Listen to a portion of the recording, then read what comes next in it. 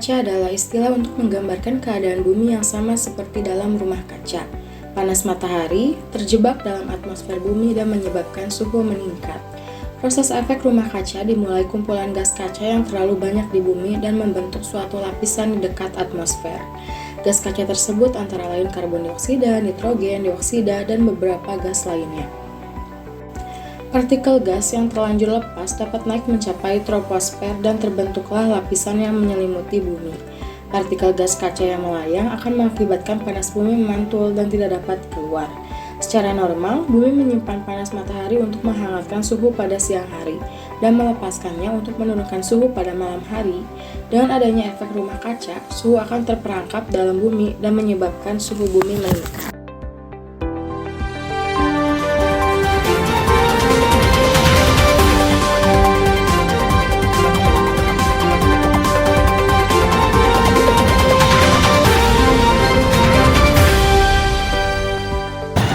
Terjadi efek rumah kaca yang didasari oleh sinar matahari yang dipantulkan oleh berbagai macam benda di permukaan bumi.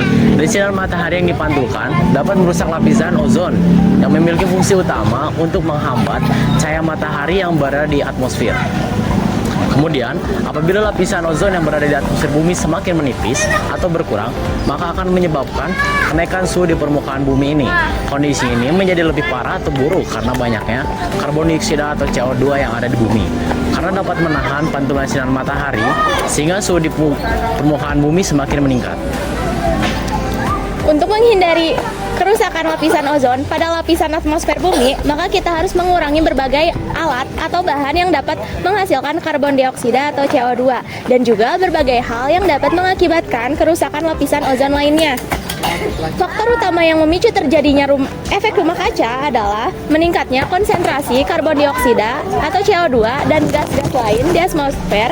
Peningkatan karbon dioksida di bumi ini disebabkan oleh banyaknya pembakaran bahan bakar, minyak, dan bahan bakar lainnya.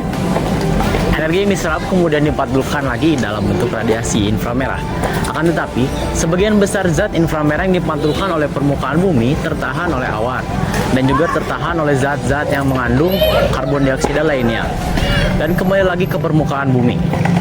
Sebenarnya, efek rumah kaca sangat diperlukan oleh bumi ini dengan syarat keadaannya normal dan stabil, karena dengan adanya efek rumah kaca, suhu di permukaan bumi menjadi lebih stabil, dan dengan adanya efek rumah kaca, fenomena ini menjadikan suhu siang dan malam bumi tidak jauh berbeda.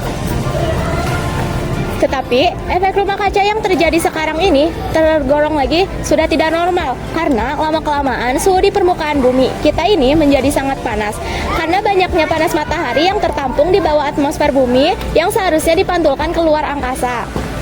Dan suhu di bumi ini yang meningkat inilah yang menjadi salah satu faktor yang dapat membahayakan kehidupan manusia. Hal itu dipicu karena banyaknya penggunaan kendaraan bermotor, gas emisi, dan pabrik dan hutan yang sudah mulai punah. Ancaman itu akan datang setiap hari selama kita tidak memperbaiki kehidupan di muka bumi ini.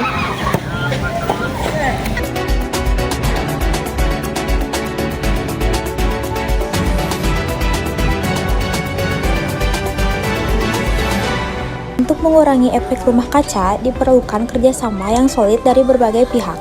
Sebagai masyarakat, biasa ada beberapa aktivitas sederhana yang dapat dilakukan untuk mengurangi efek rumah kaca dan meningkatkan kelestarian alam. Mulai dari hal-hal sederhana seperti mengurangi penggunaan sampah plastik,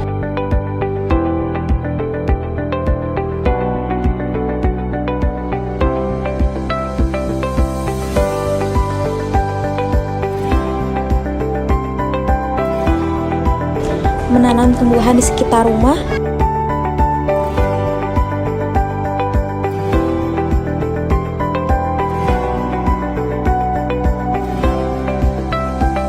menggunakan bahan bakar ramah lingkungan,